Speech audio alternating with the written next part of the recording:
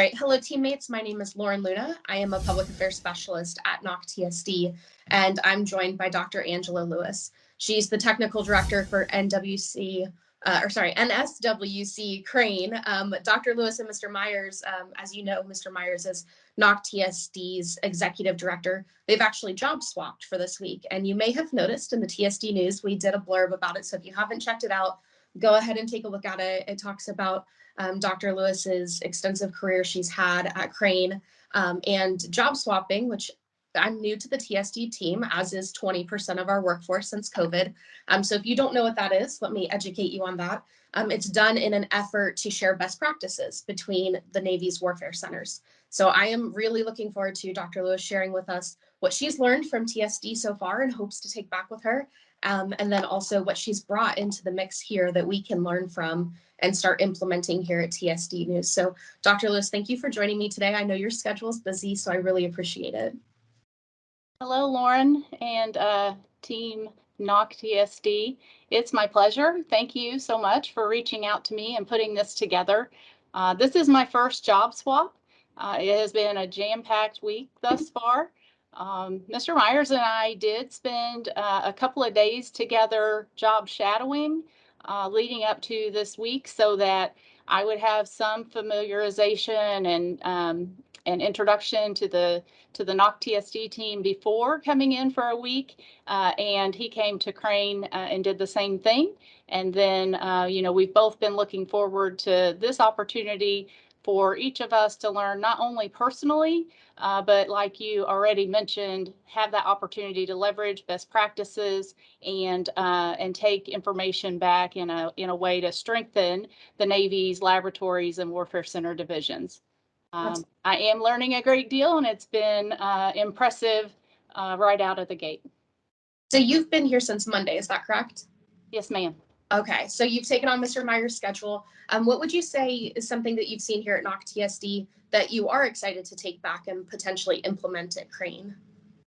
Well, my initial objective was to learn about your team's technical capabilities and to look for opportunities to further partner and leverage your expertise for the improvement and benefit of Crane Division's programs and our mission workload. I'm looking forward to tomorrow, where I will be able to get out and spend some time touring in the laboratories and interacting, with some of your talented teammates. At this point, I have had the opportunity to engage with the NAWC AD team and also, at the NAVAIR SysCom level. So that's been very educational for me to be able to see how the NAVAIR side of things is structured and how communication flows throughout your organization, and to be able to kind of compare and contrast that with the NAVC warfare centers, of which Crane Division is one. So there are 10 NAVC warfare centers. We're all ESH4 like you, and our warfare center headquarters is our ESH3 organization. So a lot of great comparisons and parallels to draw from already. So you undoubtedly have brought a lot of experience and new perspective to TSD. I know you've only been here for a few short days, but from the looks of your calendar, it looks like you've been extremely busy since you've been here. Can you tell us about any suggestions that you've brought to our team to consider for implementation? For my interactions with Mr. Meyers leading up to this week, I understood him to have an interest in learning about Crane's approach to strategic planning, strategic management. And today I had the opportunity this morning to talk with a section of your leadership team this afternoon. That's going to continue on with the command leadership team at an alignment meeting to talk about the importance of strategy and culture to the continued evolution of Crane's mission. So we have really never been better positioned or more relevant as an organization to top defense and Navy priorities than we are today. We have went about this strategic transformation and this journey of change and evolution over the past 17 years, really coming out of, a BRAC situation in 2005 that really kind of opened our eyes to the fact that we had some challenges in being understood within the Navy and recognized for the the critical expertise that we bring to our customers through our programs and our subject matter experts. And so that transformation journey that we've been on is something that a lot of people are starting to recognize and looking to understand and look for the ways that they can take pieces of that and incorporate it in to what they do and how they manage their organization. So that's been the thing that I've had the most fun talking about. And I know that, John this week is at Crane getting to see a lot of that firsthand. And so I'm trying to help the team here to understand what he's going to be seeing while he's up there and what he might be bringing back. Can you maybe talk about a couple of or one or two culture changes that you've made during your time there, whether it was chief of staff or now in your position, that have had a positive impact? Because I'm thinking of one very small initiative that your PAO team probably did, but it made its way back through Mr. Meyers back to me for us to consider implementation, which was the stall street times. Oh, okay. That's funny. Yes. So Mr. was sitting in the exact spot you are now, and he said, "Just go with me here." Yeah. I was in the bathroom stall. And so that prompted a great conversation about what a fun place this must be to work and an enjoyable experience if they've gone so far as to create something for you to read while you're in the bathroom that's both educational and relevant. I'd love to hear one or two things that your team has implemented culture-wise that you've seen success in and created a happier, more effective workforce. So that's a great question. Thanks for giving me the chance to talk about it. This is something that I'm very passionate about. I will just comment on the stall seat journal that's out there within the restrooms at Crane. That idea originated out of our safety team. And so we were struggling to get, kind of that monthly safety stand topics out and disseminated and accounted for. And so they were the ones that put that idea out there on the table. And I'm sure that at times corporate comms is very helpful as that goes on. But it's interesting to hear the things that take hold and make an impression on someone else. So thanks for sharing that. I'll share a couple of things. One, as you had started to ask the question, I pulled this card out of my lanyard. So you'll see, like where I carry my CAT card and my visitor card for NAWCTSD this week. In my lanyard, I always have one of these values cards. And we have a leadership development program at Crane called Leading from Within. And we use that program for employees in their first 1 to 3 or 5 years of employment. It is set up and structured as a set of leadership development workshops where we talk about the importance of culture, collaboration, teaming, innovation, the things that are important to us at Crane. We talk about that en masse through this program with employees early in their career, rather than or in contrast to most organizations that invest leadership development dollars do that in the senior ranks of an organization for people who are already in leadership roles or as they get to them. And so we're really trying to instill this sense of leadership at all levels of the organization. And the card that I held up has our leadership philosophy printed on it and our organizational values. And we feel like those two things really underpin the culture that we aspire to at Crane. And we hand this out at onboarding. When we first developed the card and really committed to organizational values and leadership principles for how we would lead the organization, we did a little bit of a stand down and communicated the importance and the use of this card to help guide not just the decisions that we make every day in alignment with the culture that we desire, but really to hold ourselves individually accountable for the behaviors that we desire. So it was the card that allowed us to talk about, when we talk about, our values of honesty and integrity and service and empowerment, driving to solutions, and operating with a sense of unity. We talked about how it's easy to see in other people when we don't think they are upholding the values, and we'll use it to maybe judge others. But the real value and utility of the card is holding yourself accountable for behaving this way. And so that was kind of a small change, cultural related, where we talk about the importance of how we behave with one another.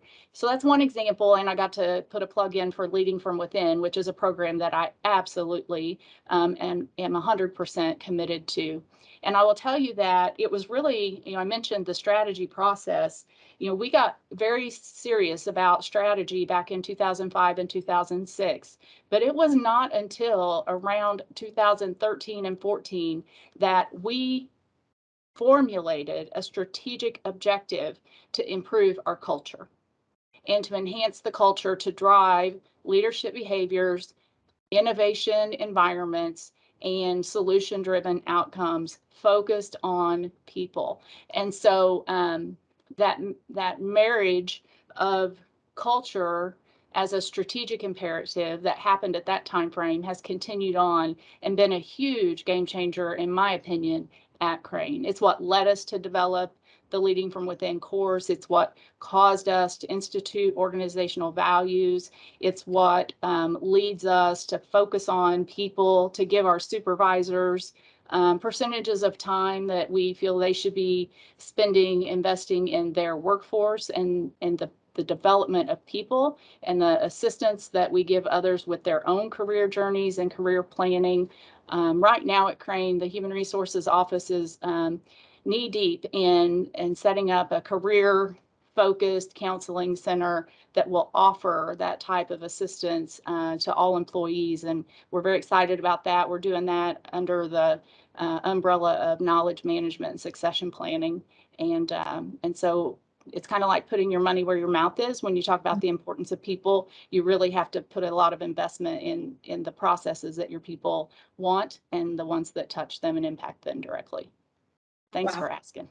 Absolutely. That was an incredible answer. I think we have a lot that we can learn at TSD from that mentality.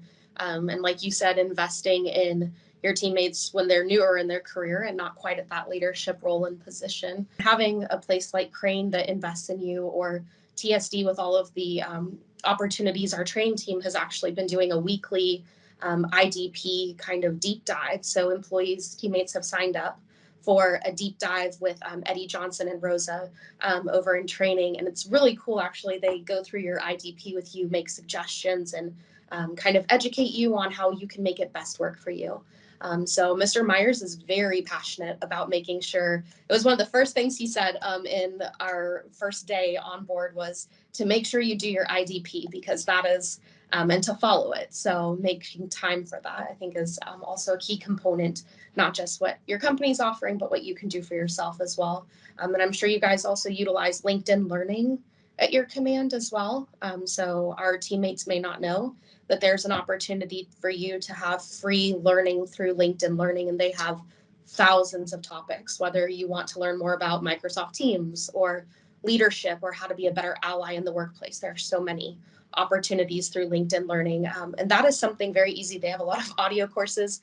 You can play them while you're working on something else and still expand your knowledge on the topic. That sounds like great advice that Mr. Meyers is handing out down here. And I think it's wonderful that your workforce development team is focused on helping employees, guiding them through the IDP process and how to make the most out of it. Those are all very critical things. And, like you, I used LinkedIn Learning during the pandemic, and at the time that I was first working home and remotely. I really leveraged some of the courses out there on employee engagement, remote work environments, how to maintain connections.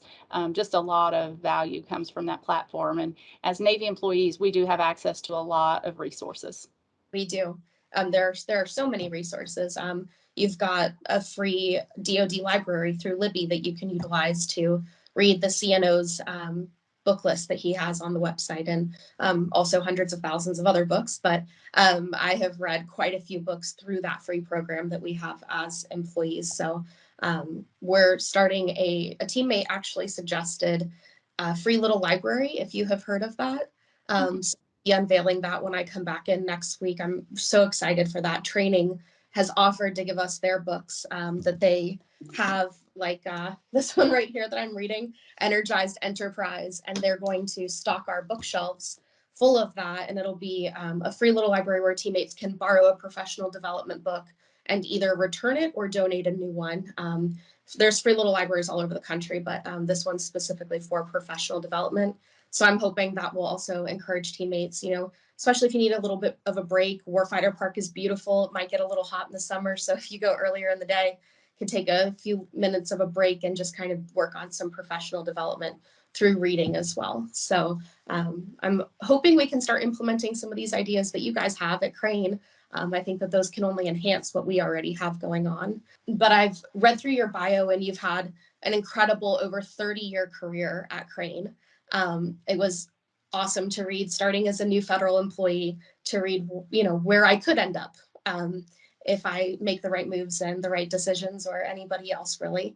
And you've held numerous positions within Crane. I know that you were chief of staff as well. Was that right before you became their technical director? In between, I moved from the chief of staff role to the director of corporate operations, and was dual-hatted as the business director at that time. And that was what immediately was before my selection as technical director. But yes, I've been at Crane for 32 years. As of the second week in July, that's what it will be. I came right out of high school, so I hadn't even had my first day in college yet, but I got hired as a, kind of what's now a Pathways intern student. I worked summers and Christmas break, that kind of thing, through the time that I was in college, and then have been there ever since, as a conversion then to a career conditional appointment, and, just an entire career. I have a lot of love for Crane. I also did a rotation at Warfare Center, NAWCTSD Warfare Center headquarters in the corporate operations role. I did that in 2017 or 18, I believe. And then I did 3 months down at Panama City Division, which is another one of NAWCTSD's warfare centers, and had that opportunity to kind of see how another executive team operated. I went down there as their deputy technical director, and it was really that experience that probably gave me the confidence and reinforced the desire to be interested in the technical director role at Crane. And then when Dr. Brett Seidel, who was the technical director at Crane, he moved up to Warfare Center, NAWCTSD Warfare Center headquarters as our executive director at the S3. And that's when I competed and was selected for this job. And now Dr. Seidel was just selected to go to DAZN, RDT&E, into Ms. Johnson's former role, where he's going to have cognizance and oversight from a DAZN RDT&E perspective for all of the Navy's research and development establishment. And so that buckets, the NAV Air Warfare Centers, NAVC, also NIWC and NRL together in that community. And so we'll continue to have synergy and interaction between NAWCTSD and NSWC Crane Division. I'm certain of that. When I think about the challenges really that are kind of facing both organizations, there are a lot of parallels, as I mentioned. The leadership challenges here, and as I compare them to the time that I've spent at Crane and within NAVC, we're all facing right now that kind of great power competition and the realization that, as a nation, we're behind in a couple of key technology areas. And so as we come in and the workforce at either organization comes in, we're all every day trying to rally to deliver warfighting capability that the warfighters need. And we have to do that with a lot of environmental factors, budget pressures, a lot of concern over our agility as an organization, and with a lot of focus on increasing delivery times. And so it's not just enough to develop technology and to determine how to transition technology into the Navy systems and platforms, but that has got to turn into delivery into the hands of warfighters. And so the challenges that we face are much more alike than they are different. And I think they're going to continue to be the themes of the day for the Navy for the near term. So there's a lot that we can learn from one another and things that we can do synergistically working together. Well, I am excited to see where we end up in 6 months once we've implemented some of these things that you've brought to the table for us. I really want to thank you for your time today. I really appreciate it. I know that you have a busy schedule and we're approaching the end of our time together. Thank you so much, Dr. Lewis. I really appreciate it. It was my pleasure. Thank you.